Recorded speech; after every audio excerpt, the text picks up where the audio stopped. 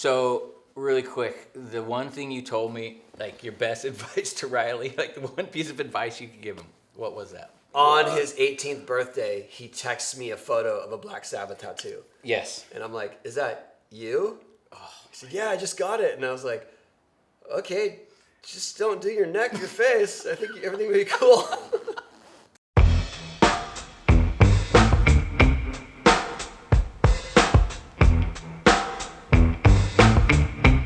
Super stoked that you're here, Tony. Thank you for coming. All right. This is awesome. My pleasure. You are here for the Tony Hawk Foundation, correct? There's Yes. an event. Yeah, we're doing an event today. We're going to take some new donors and some potential donors to the foundation, bring them to the Soma Park, show them, what a park looks like, how we help that one along. We've done a lot of fundraisers in the past, but they've always been kind of big parties, and it's like giveaways and music and this, and now we really want to hone it down and be like, this is what we do. This is the heart of it. Right. And show them that, and then we're going to actually do an exhibition up the street with my vert ramp. So, your son Riley is a professional skateboarder. Yes. Which is pretty amazing. It is. I mean, considering, especially this day and age, how gnarly is skateboarding?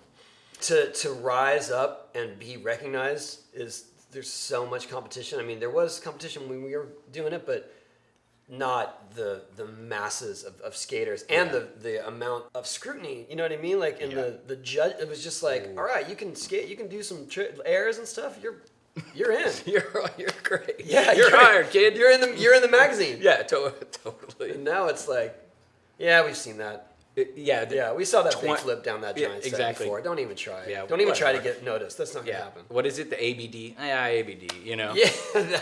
20 stair, kickflip, back lip. It's like, that guy's pretty good. You see a sponsor me tape, and it's like, what? Yeah, he's getting there. He doesn't cut the mustard. Yeah. He's kind of like, wow. Yeah, it's tough to get right now. But I think it's more about you've got to do something unique. Right? And I feel like Riley has a unique approach. He really does have a flair to the kind of skating he's doing, where it's not just the sort of usual flavor of the month. Yeah. Frontside flip, this. Yep. And so I feel like that's what got him noticed, and that is really what put him on Andrew's radar, because Andrew's he knows how to spot talent. Yeah. And it was early on. You know what I mean? It was when Riley was sort of making a name for himself, but there was a lot of naysayers saying like, oh well, just because who his dad is, that's why he's getting coverage, and I'm like, yeah, maybe not. Yeah, that must have been hard for Riley too, of course. It was, and I think that's really why he chose that path. Why obviously he's not just street skater, but has his own style of skating. Yeah, because he didn't want to just do what I was doing. My thoughts. Okay, there's a couple funny things, and I think I talked to you about it. Was when he left Birdhouse. Yeah. So. Okay, I want to know what he said to you. Like, how did he approach you with like, So how did that go? He was writing for your company. Sure, yes, but I always knew that he was gonna do something else. You know what I mean? I knew that it wasn't like this nepotism and this legacy that was like, all right, now you get to run Birdhouse. You know what I mean? I knew that he wasn't up for that either, and I didn't really like the stigma attached to him writing for my company ever. Yeah. He saw Andrew and Atiba at some point, and they hinted that, and then they started getting a little more serious about it. And then it wasn't Riley that first approached me, it was Andrew. I saw Andrew at this event, and he's like, hey, what do you think about it? And I was like, hey, he's an adult. That's his decision. Yeah. He's like, well, I just want to make sure before I ask him, and I was like, getting the father's blessing. You can ask him. He's his own person. He's self-aware. It's okay. He can do his own thing. And then it wasn't long after that Riley, really sat down and said, "Well, these guys are serious, and this is what I want to do. Like I think that's the best team." And I was like, I think it's a great opportunity for you, and to spread your wings, but." So let's go into Gleaming the Cube, because there's some funny stuff there. Like let's go into Gleaming the Cube, because said no one ever in an interview. Okay, so super quick, we did that movie. That's it. That's all we can say. Done story. But there was some funny stuff. Okay, I came and stayed with you at your sister's. I lived with you, and we both lived there for a while. And we were hired to go out and teach Christian Slater how to skate. Yep. Which is hilarious. I mean, if you think about it, anyway. And what would end up happening, from my recollection, which I want you to either validate or not, we would go to the schoolyard to go meet him. Yep. And he'd just tell us to split. Well, I think that he felt like he had it enough. Yeah. Yeah. So and wasn't like there was someone else helping him too. He probably had a handler or something. Pretty much, we would show up and skate with him for like 10 minutes, and he'd be like, "Okay, yeah, thanks, guys. Yeah, see you later." And then we'd split. And we were paid like $500 a day. You know, I'd get home and I'd get these checks, and I'm like, that for what? We went and skated. But that kind of stuff, like, that's pretty amazing. To have those experiences in those moments, you're just kind of like, wow. Yeah. It's surreal, though, right? I mean, yeah, it was surreal. Yeah. That's where I kind of think about it. Like, did this really happen? Best thing about it, stunt bumps. How much? Yeah. How much will it take to get you to do that? Yeah. But I remember like the first thing we shot for Police Academy. I remember this vividly. The first thing we shot, we were on the set all day doing nothing. Nothing. Yeah. And then they're like, "We need you guys to jump the camera." And they just put the camera. I mean, back then, super expensive film camera, right? Just put it on the street, and they're like, "Can you guys ollie that?" And we're just like, "Really? That's what you want us to do right now? We're gonna ollie this $1 million, $100,000 camera?" Yeah. And we got a stunt pump. Yeah. Because they're like, well, as if it's dangerous to us. Yeah. Like, no, we're not in danger. We're afraid of destroying the camera the first day on the set. Yeah. And we made it. I mean, luckily, but that was like, I think that was the most frightening ollie in my life, maybe. Oh yeah, for sure. And you think about it, and you're like, all the stuff you've done, you're like, oh man. But that's when you got hip to the stunt deal, the money. You're like, yeah, when we got clued in to pretend like it's way harder. And let's bail a couple times. Yeah. Okay, real quick. When is the first time we met, too? Like, do you remember? I don't know. I assume it was at Del Mar. I know that once we connected, like Bones Brigade, you and I knew that like, okay, we can tour together, we can stay in the same place and everything, and they always kind of put crews like that together. Yeah. And so that was pretty easy for us. Like we shared a lot of the same interests, and so I felt like if we were gonna travel, it was like, all right, me and Tommy, it's cool. Yeah. No problem. Remember, you used to get a binder of all your dates for demos. Yeah. So during the summer, Powell would send out binders full of the demos that you had to do for the summer, and we had to do 36 demos a year. Yeah. Minimum. That was minimum. Remember the PAL tour where all the ramps were in the van with you? Oh yeah. So we had this van, and then a jump ramp and a box and like a rail and a curved rail. Yeah. And then we would pull up to a parking lot, skate shop, and then just start sort of organizing them. We'd have to pull it out. Yeah, we'd pull it out and then super heavy. Put them in a Lego form and try to do something different than the last time. Yeah, to make it interesting. To make it interesting for us. Yeah. But at the end of the demo, it's like, then you had to put it away. Yeah. And there's always somebody like, where's so-and-so? Where'd Steve go? Oh, yeah. I don't know. Where'd he go? We have to put everything away. Well, I was just getting something to eat. Everything's in the van. I remember like we would try to sign autographs, and then people would line up, and then we're like, we gotta go. We gotta put the shit away. I'm sorry, we have to cut you guys off. We gotta get to the next place. Totally. And then we're dicks. Yeah, and then we're total dicks, and we're just been in charge of this. Like we've been put in charge of this. We're 17. Yeah, this is so ridiculous. It's not. Oh man. It's not what I planned for. Okay, another question we're gonna lead to. How much longer do you think you could do it? I mean, at your level, because you're still progressing and learning stuff, which is crazy. Yeah, I think it's more that I've figured out that in my age and what I'm physically capable of is more about little techie stuff. Yeah. And grinds and things like that. Like I can explore that way more now and still live to see another day, as opposed to figuring out what the next spin is or grab or variation, like 900 type of stuff. Like that stuff just takes it out of you.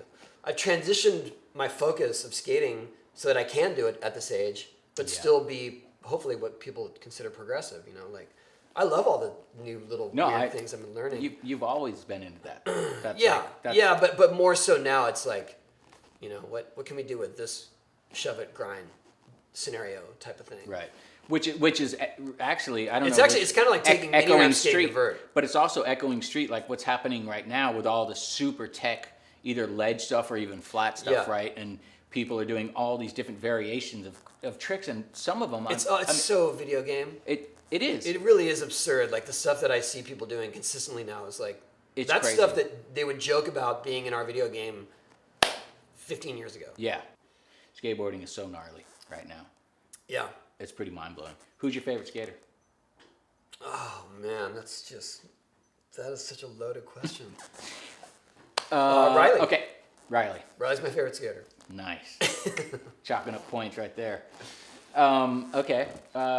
We're gonna Actually, Riley, the stuff I've seen of Riley too recently is like, it's way beyond what I would have imagined.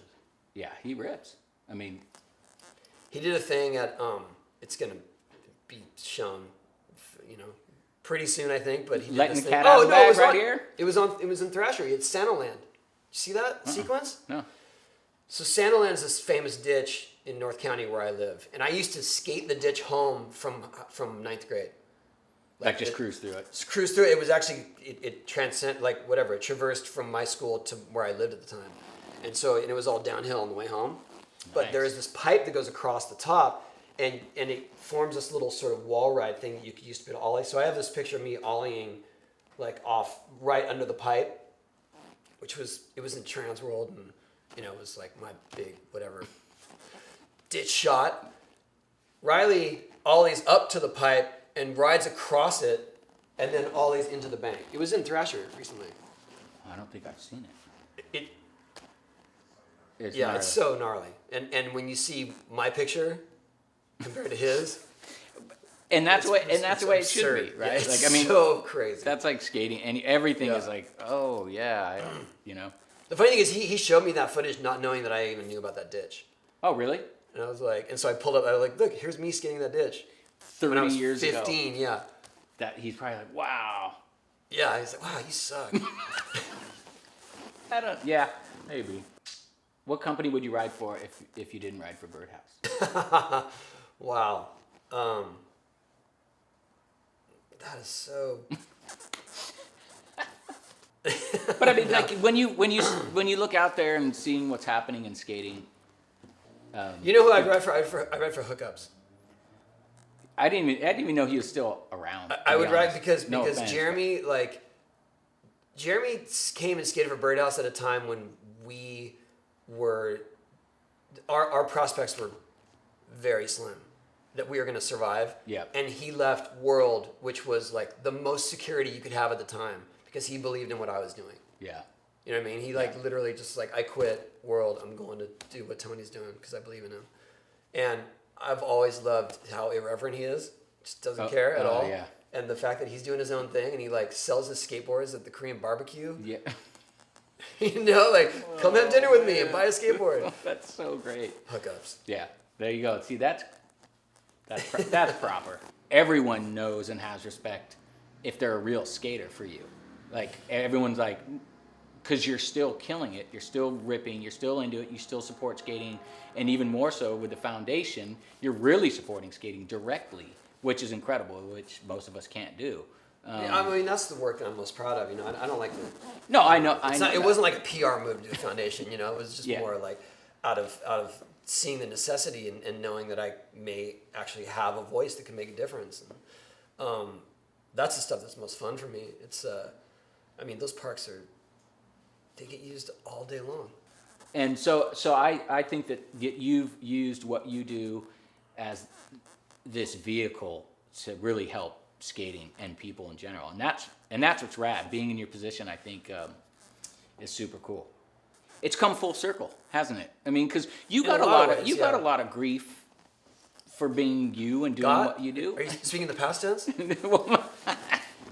Hey, I'm trying to keep it positive here. Yeah. Well, for me, the hardest thing was in the early days.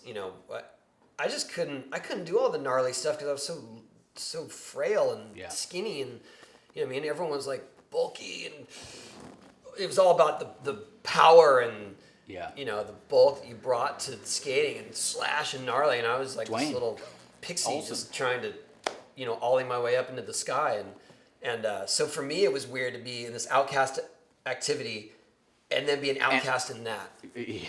You know, so I learned black sheep of the black sheep. I guess I learned to toughen up about haters way early on. Definitely. You know, I think that's what set me up for the future, was just like, all right, this community that I love has exiled me, you know, because I'm whatever. I got this weird style and I spin my board and stuff.